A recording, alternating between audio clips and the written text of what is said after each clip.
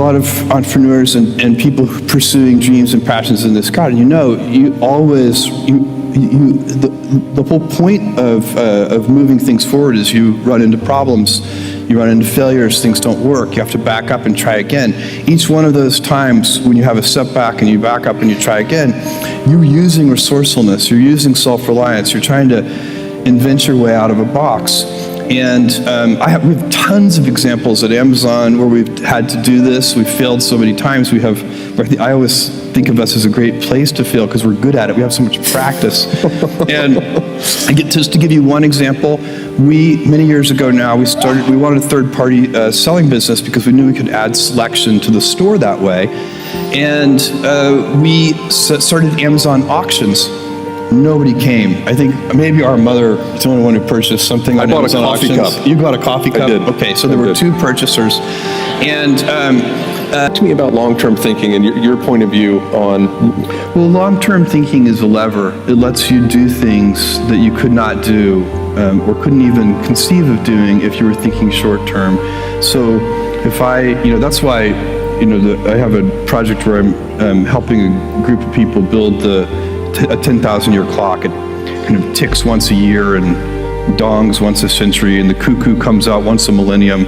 It's a big 500-foot tall thing inside a mountain right here. Inside one of those mountains. In this mountain range. And the 10,000-year clock is a symbol. I don't think it'll do anything for the first few hundred years, but after a few hundred years, once it's old, we'll start to pay attention to older symbols. And so a few hundred years from now, I hope that people will think about that as a symbol for long-term thinking. If I collaborated with somebody here in this audience and I said, look, I want you to solve world hunger, and I want you to do it in 5 years, you would properly reject the opportunity.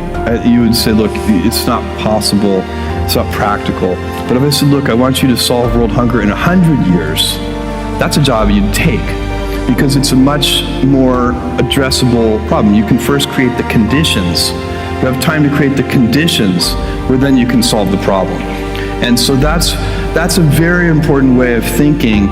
And I find, and it works with everything. I mean, you have to back up and find the right time horizon for what you're trying to do. But at Amazon, we probably do most of our things. We expect to get some results in sort of 5, 6, 7, 8 years.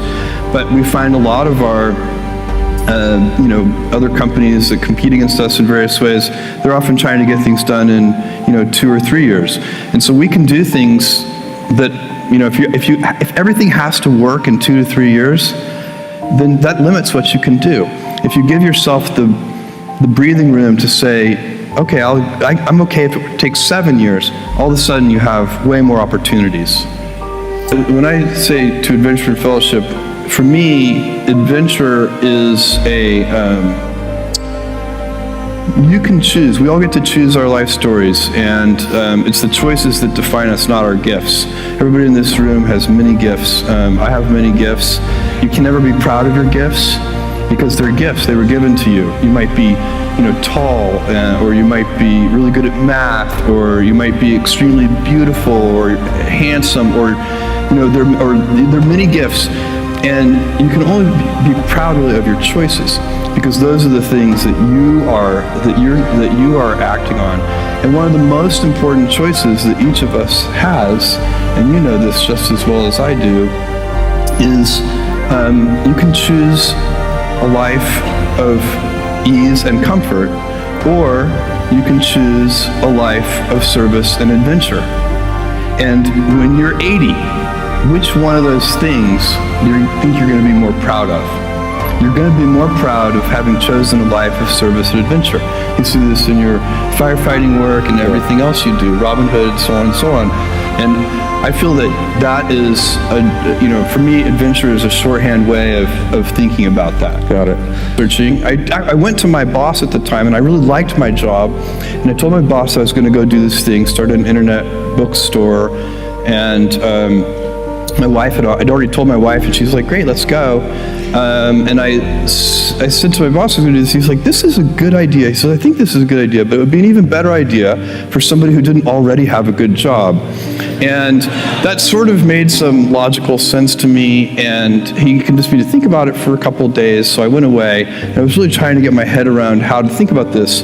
And I think for me, the right way to make that kind of very personal decision, because those decisions are personal. They're not like data-driven business decisions. They are, what does your heart say?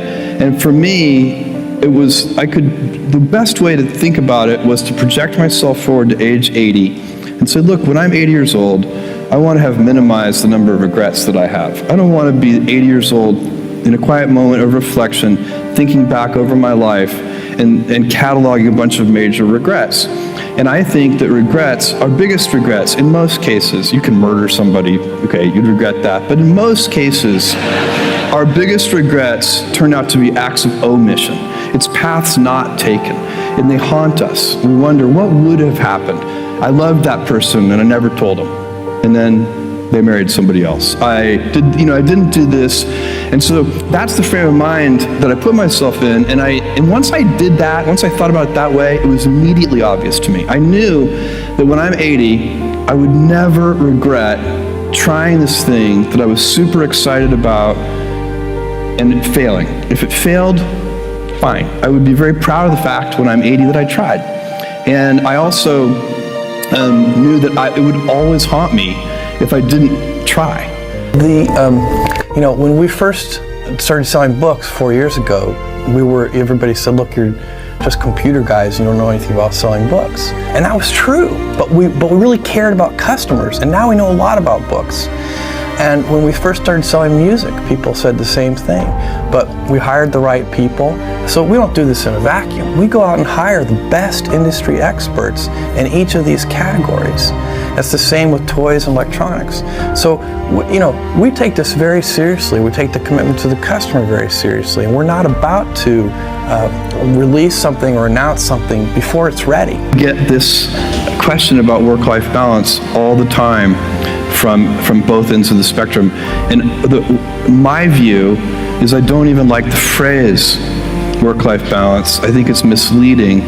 I like the phrase work-life harmony, because I know that if I am energized at work, happy at work, feeling like I'm adding value, part of a team, whatever energizes you, that makes me better at home.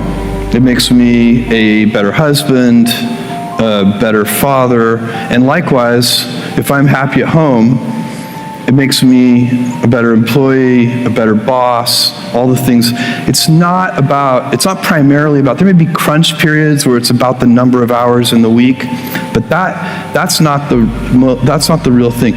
Usually it's about, do you have energy? And is your work depriving you of energy, or is your work generating energy for you? And there are people, everybody in this room knows people who fall into these two camps. You're in a meeting and the person comes in the room. Some people come into the meeting and they add energy to the meeting. Other people come into the meeting and the whole meeting just deflates. And those people they drain energy from the meeting. And you have to decide which of those kinds of people you're going to be. Are you going to add energy? And the same thing at home. And the same thing at home. And it's a wheel, it's a cycle, it's a flywheel, it's a circle, it's not a balance. Because a balance, that's why that metaphor is so dangerous, because it implies there's a strict trade-off. And you could be out of work, have all the time for your family in the world, but really depressed and demoralized about your work situation, and your family wouldn't want to be anywhere near you. They would wish you would take a vacation from them. And so it's not about the number of hours, not primarily. I suppose if you went crazy with 100 hours a week or something, yeah, that maybe there are limits, and they probably, but I've never had a problem, and I think it's because both sides of my life give me energy, and that's what I would recommend, and that's what I do recommend to interns and execs. But I believe that if you can focus obsessively enough on customer experience, selection, ease of use, low prices, more information to make purchase decisions with, if you can give customers all all that, plus great customer service. And with our toys and electronics, we have a 30-day return policy. If you can do all of that, then I think you have a good chance. And that's what we're trying to do. Because the world is so complicated, you have to be a domain expert. I mean, in a way, even if you're not at the beginning, you have to learn enough so that you become a domain expert. But the danger is once you become a domain expert, you can be trapped by that knowledge. And so inventors have this paradoxical ability to have that, 10,000 hours of practice and be a real domain expert and have that beginner's mind. Have that look at it freshly, even though they know so much about the domain. And that's the key to inventing. You have to have both. And I think that is intentional. I think all of us have that inside of us, and we can all do it, but you have to be intentional about it. You have to say, yeah, I am going to become an expert, and I'm going to keep my beginner's mind. I think that the first one in particular I agree with wholeheartedly, which is that there's no guarantee that Amazon.com can be a successful company. What we're trying to do is very complicated. There's huge execution risk involved. We have a terribly complicated business. We're growing, historically very rapidly. We're opening new product categories. We're expanding in new geographies. We have whole new business models with things like auctions. Now we think this is the less risky of the two approaches because scale is important in this business, and you need scale also to offer the lowest prices and the best customer service to people. So scale is important to us, and we're going to go after that kind of scale. But it does mean that the executional challenges are huge. And so you'll find a bunch of people back in Seattle and around the world working very hard to make sure we service customers at the level that they're used to. And then even improving that. The stress primarily comes from not taking action over something that you can have some control over.